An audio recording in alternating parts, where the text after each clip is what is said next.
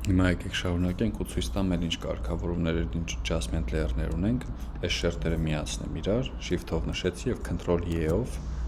դարձրի մի շերտ։ Հաջորդը black and white-ն է, սովորական սև ու սպիտակ սարքերն է նկարի, այսինքն այդքան էլ սովորական չէ, որովհետեւ սովորականի դեպքում մենք ունենք image, adjustment եւ desaturate, Ctrl-Shift-U։ Սա մի շերտն է, տվյալ շերտն է սարքում սև ու սպիտակ ու ոչ մի կարգավորում չի թողնում, որ անենք։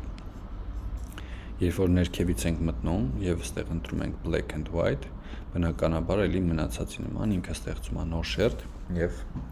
այս նոր շերտով վաստում է տակի բոլոր շերտերի վրա ու ամբողջն արդեն դառնում սև ու սպիտակ։ Եվ կանալների միջոցով արդեն հնարավոր է լրացուցիչ կարգավորումներ անել։ Այսինքն միշտ կարելի է տարբեր ձևի սև ու սպիտակ նկար ստանալ ու preset-ների բաժնում միանգամից տարբեր կոնտրաստային բաներով, լուծումներով ձևեր կան։ Այնպես որ կարող եք փորձել, բայց ավելի լավ է